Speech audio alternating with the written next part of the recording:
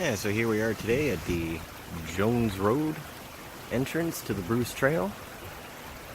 Our goal today is Beamers Conservation Area. It's going to be a long day. It's supposed to be wet and it's going to be muddy. And I haven't decided if this is one of those bad idea kind of days, but we'll figure it out. Alright, here we go.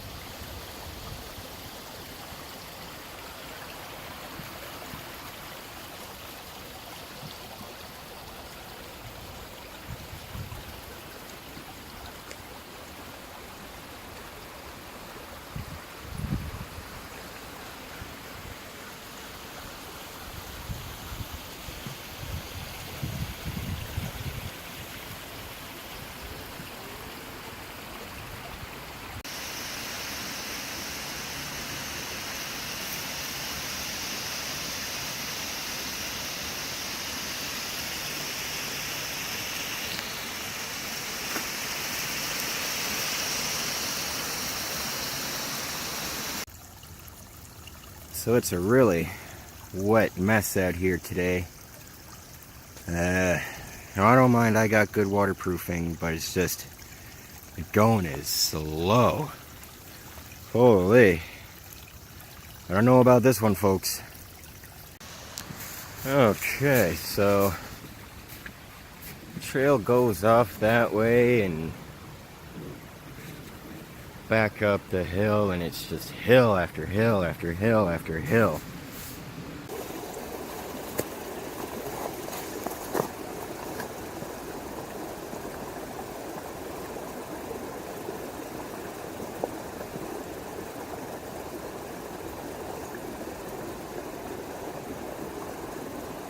Been at this for an hour and a half now.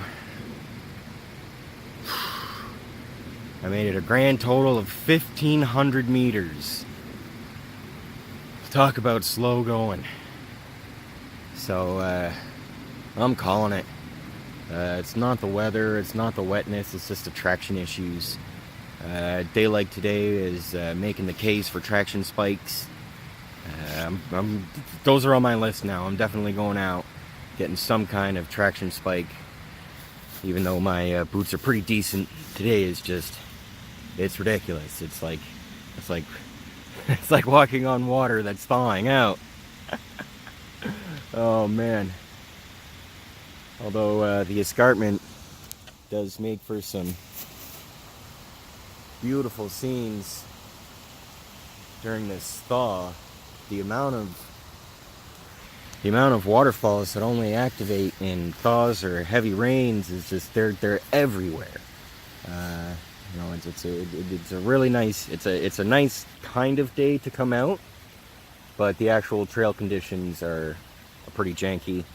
And I got my big boy bag today because I wanted to set up a shelter, you know, with my hammock when I got to Beamers. So I got my sleeping bag and my quilt with me, so that's taking up a lot of extra space and obviously extra snacks and food. So I'm gonna call this hike a quitter. You know, they don't all go the way you planned, and sometimes you just gotta face the facts that you know, the trail got you today. You know, it's just a little bit out of my physical range to cope with the traction issues today, and you know, with it being a planned 30-kilometer day, I do not want to deal with this, you know, hill after hill after hill after hill here on the Iroquois Bruce Trail section. So yeah, we're gonna sign off. I am gonna find somewhere to kind of post up, eat some food, and then call it a day. Alright, let's go.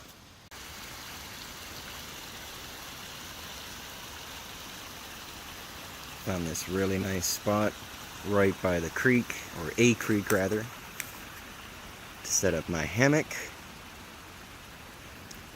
Every rose has its thorn, but every cloud has a silver lining. I keep thinking I can hear people talking in the distance, and And it just turns out to be geese flying overhead. You know, they got something to say apparently.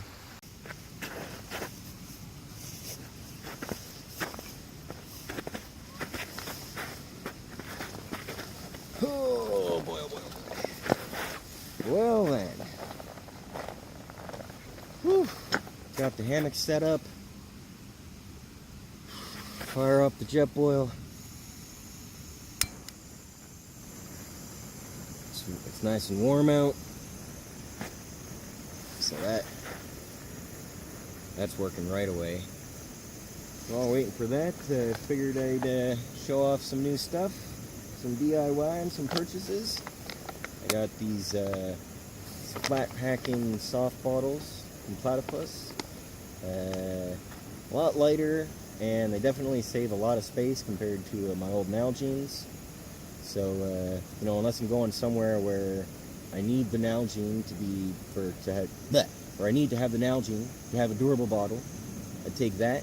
But for the rest of the time, it's these nice little space-saving platy bags. I also made this DIY Reflectix food cozy, double-walled, double-lidded for extreme cold food prep. Let me bring some food today.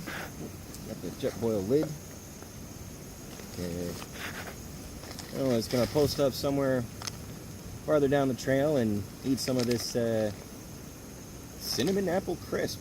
Oh, I thought I got the 3-berry medley. Whatever.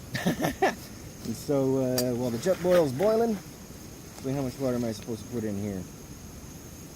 Yeah, 1 cup. So, yeah, I'm definitely going to have enough from the Jetboil there. So we're going to put that away, and that goes in there. The lids are tabbed, so they just kind of slot down in there, the slots that they are. And whoops! Yeah, we don't want that.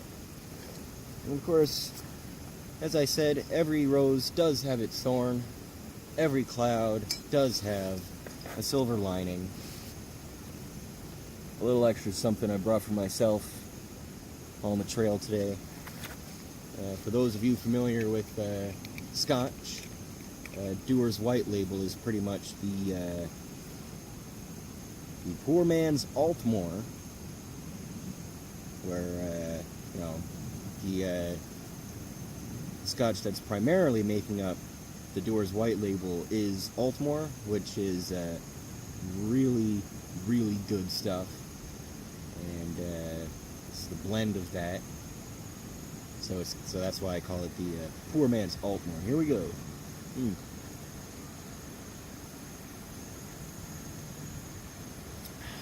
Ooh.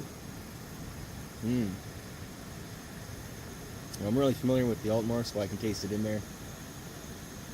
You know, it's a nice, clean, oh, nice looking bird over there. Some kind of woodpeckery. Yeah, it's a nice, clean Scotch. And, oh, look at this. It's even got a royal warrant. For those of you who like to keep up appearances, that is a reference, just in case you were wondering. Ask me what reference it is, and maybe I'll tell you one day. So, yeah, we're posted up here. Things didn't work out the way I had planned. The traction issues on the trail were just too much today for me to physically overcome. And the pace I was setting, I made it 1,500 meters in 1 hour. So to get the 12K to Beamers, it would have taken me, oh gee, let's just say 14 hours. Yeah. And you know, that is just unrealistic. You know, that is not making good time at all. So I just decided to call it, post up, and just have some breakfast, and then head for home. You know, this day kind of ended up being a bust, but that's what happens sometimes. You know, things don't work out the way you planned, and yeah, that's just how it is. All right, folks. I'm gonna do a sort of in the field review of my with my serial stuff here of my Alpinair, so that'll be a separate video. And I'm gonna tentatively call this the end of this Beamer's video. All right. Cheers.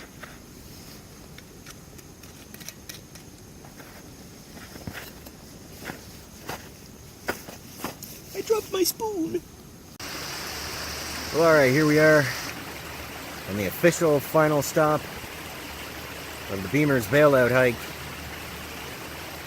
Whew. The question is asked, how hard or easy is hiking?